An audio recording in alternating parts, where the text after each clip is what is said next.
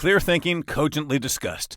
If that's what you're looking for, you may have come to the wrong spot. On the other hand, they are nice guys. Mark and Mike, it doesn't take a genius. Ramsey! How are you, Mr. Marshall? Doing fantastic, my man. How are you doing? I am happy to be here. I'm frankly happy to be anywhere, but I'm especially happy to be here. Likewise, I feel the same. Where Here are at we today, by Bristol- the way? Oh, we're in Madrid. Yes, Lovely. we're at the rooftop of a hotel in Madrid, just overlooking the city. It's a lovely place. Gorgeous. I don't know why, the sky was murky, but it just seemed picture worthy. Yeah. I like it when you get to the corner of a block and instead of, squaring the building off, you round it. It's like, it's a nice touch. And yeah, if you really got a magnifying glass out, you could count the steeples. There's a beautiful cathedral about every 12 feet. So it's pretty amazing. I don't want to compare you to a master painter, but El Greco's view of Toledo it's similar. There's a stormy sky, and anyway, it's Classic. basically you're a master, so it's fine. Classic beauty. Thank you, the master. I like that. Going on the resume. I hear you had an experience, or somebody you work with had an experience that led us right into today's topic. Oh man, it's so great. He works for a very successful firm, top in their field, in their industry. He wants to buy a product from a competitor, and he has a friend that works at this competitor, and just something they didn't sell, and so he went to go through their sales process. Well, it takes twice as long. He's sitting there visiting with his friend, and he kept waiting for the friend to apologize or be embarrassed. I'm so sorry this is taking so long. It's never like this. And he finally realized it's always like this. They're twice as long as we are. This is, in their mind, as good as it can be. This is normal. And so, that we talk in coaching about limiting beliefs. He had this extreme limiting belief that basically made his customer experience twice as bad as it could have been. Yeah. Well, don't pay no attention to that. When you were talking, it made me think of something. So let me see if I can bring this up. Okay. I have an example in my life, and so I was in the process of replacing the back door on my house, and there was water damage. So I tore not only the door out, I tore part of the wall out. I mean, it was a pretty big thing, and so let me see if I can find it here. Oh man, I had it and now it's gone. So my dog, the process for my dog is that the dog, for the last, I don't know, 13 years, walks to the back door and barks once, and then we go let the dog in. And so, yeah, here's the dog, right? So here's the dog at the back door, waiting to be let in. The problem is, there was no back door. The back door didn't exist anymore. So the dog, after all this, decade or more of training, walked to the hole in the wall that would allow it to enter the house, stood in the right spot where it stood the last 10 years and barked until I would go out and make the gesture. Come this way. Please welcome your royal dogness. And then the dog would walk in. Oh. And if you also notice, the dog is wearing just this brightly beautiful collar, right? Wonderful collar. Yep. We have an invisible fence. We have the fence with the line buried in the yard, and you get the collar, and it gives them a little buzz. The dog hasn't worn the collar for 2 years. And the dog has never once left the yard, right? Squirrels, birds, other dogs. It just sits at the boundary, watching intently with great curiosity, having no idea that for the last 2 years, it was free to leave. Yeah. Right. Yeah. I don't even know where the collar is. I couldn't find it at this point in the program. So when you talk about limiting beliefs, right, this always pops in my head is this dog has all the freedom in the world. The dog can come and go into the house at will, and yet it chooses to go with the habit or the limiting belief that has been established, Right. which to me is just fascinating. Yeah. It's like the proverbial elephant with the rope and a stake, around the leg. And, years ago it was a chain, but nowadays we can just put a rope there and he believes he's stuck there. He believes that, I've got this rope attached to me. I can't move.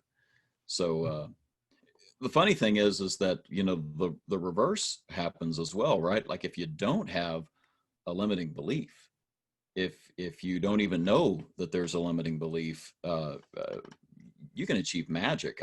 We were talking earlier. I don't know much about George Danzig, but he was a mathematician, a statistician, I guess you'd say, and was big in the field of linear programming. Now, I happened to date a girl in college who went into the field of linear programming. Would you like to know more about linear programming? Yeah, hang on, let me wake up. Oh, yeah, that's fascinating. Linear programming and mathematicians. I remember it involves. You can hear people. You can hear people clicking off. but please share the story. All I remember is the word optimization, and that's as far as I can go. I think like you can do truck routes and things. Basically, lots of modern life revolves around it, and I don't understand it, which is kind of an emblem for my life, really, I guess. Anyway, very smart guy.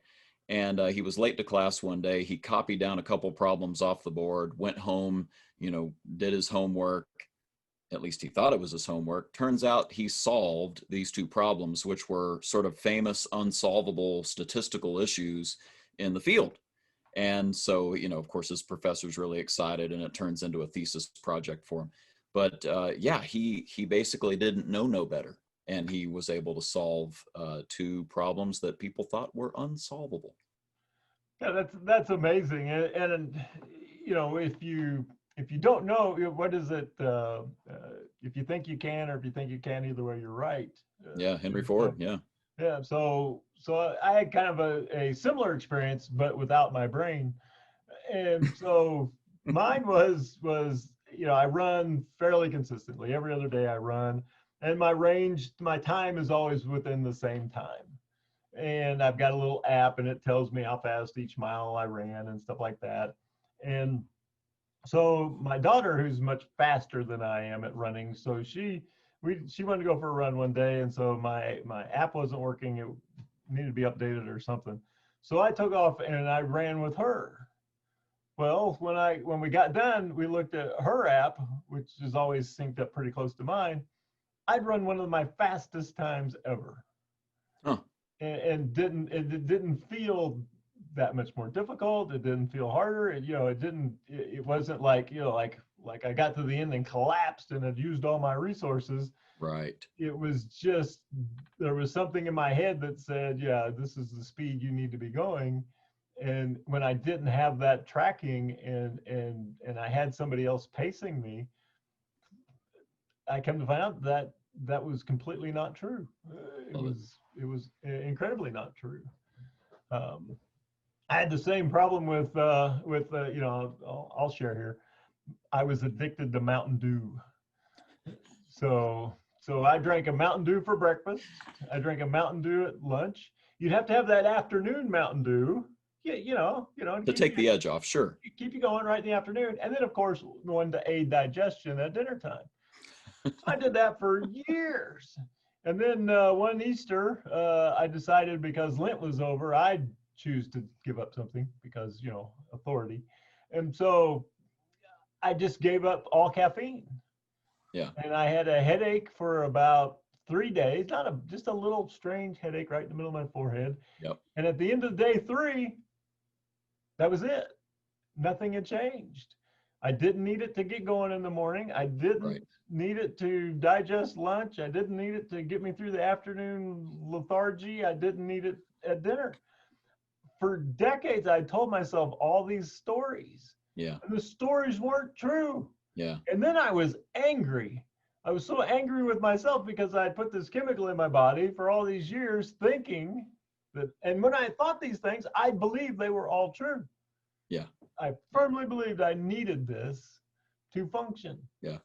And 3 days later, I found out I didn't, and then I haven't touched it since. but The- I can clearly remember the stories were so believable. we've talked about Larry Wilson's book Play to Win before.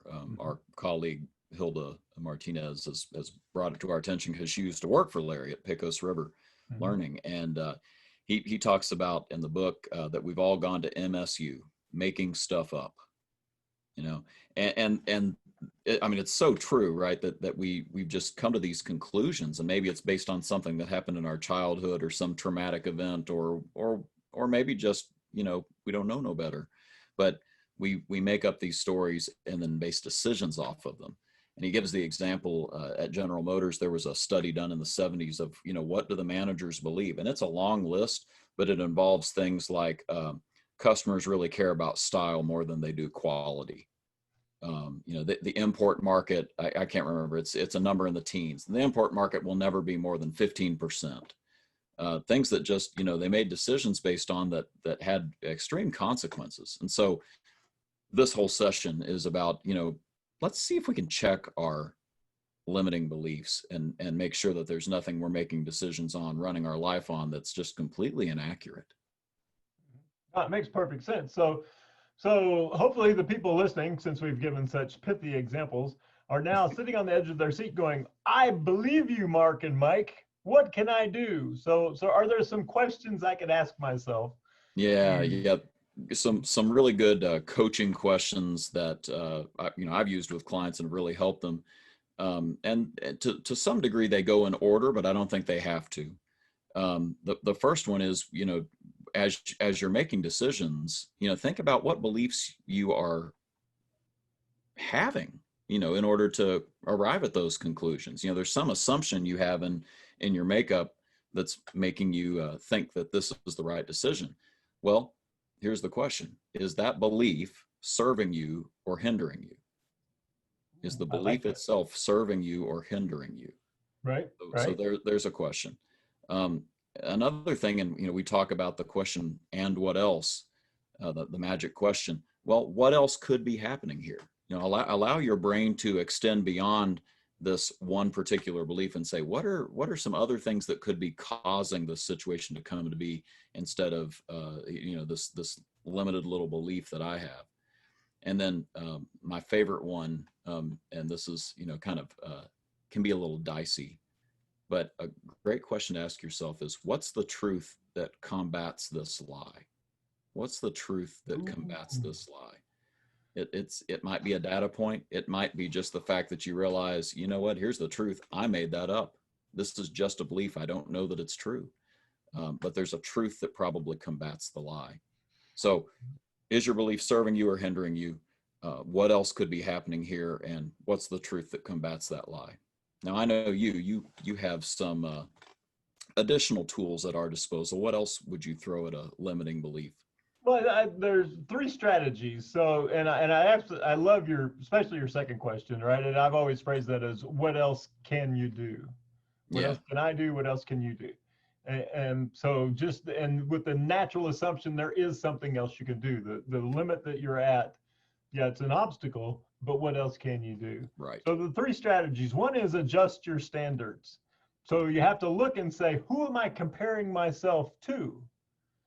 And, you know, Dave Ramsey, the financial guy, he always says, never take advice from broke people. You know, don't take money advice from broke people. You know, so who are you lining yourself up with as the benchmark? And if necessary, adjust your standards. Yeah. The other strategy, which I think is funny, is trickery, right? Can you trick yourself? So like in my case, the running example, that was trickery. I didn't have my timing device, so I didn't know that I was going faster than I believed I could go. So that's a form of trickery, right? You know, making sure that your brain can't perceive the limitation, and then very often that you can move past that. And the last one is, and I talked about this a lot, you become who you hang out with. Yeah. So you are the average of the 5 people you spend the most time with. So I've got to look and see, okay, who's the circle of friends? And if I'm hanging around with people who aren't very successful, there's a good chance I will norm to their behaviors. If I want to associate myself with people who are excelling at what it is that I want to get better at, there's a pretty good chance I will start to live up to those standards. And so being very, very, very conscious of who am I surrounding myself with, and are they achieving at a higher level than me that I would like to aspire to as well. So adjust your standards, trickery, and watch out who you hang out with. It seems like a lot of what goes between your advice and my advice is self-talk and the talk you're letting in your ears from the people around you. A lot of that's setting the tone for your performance.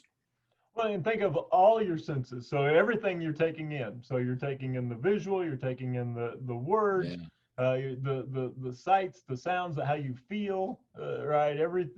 All these things that you're getting from your environment. So if you reshape your environment, you got a better chance of performing to your ultimate potential. Great point. Great point. That's good stuff. Very good stuff. So our announcer, who's always heaping limiting beliefs on our ability to podcast, let's see what he has to say. And that's a wrap. The musings of Mark and Mike. No rights reserved, etc. Feel free to share and discuss what you heard today. Even claim the ideas as your own. Who'd want to do that? See you next time on It Doesn't Take a Genius. Thanks.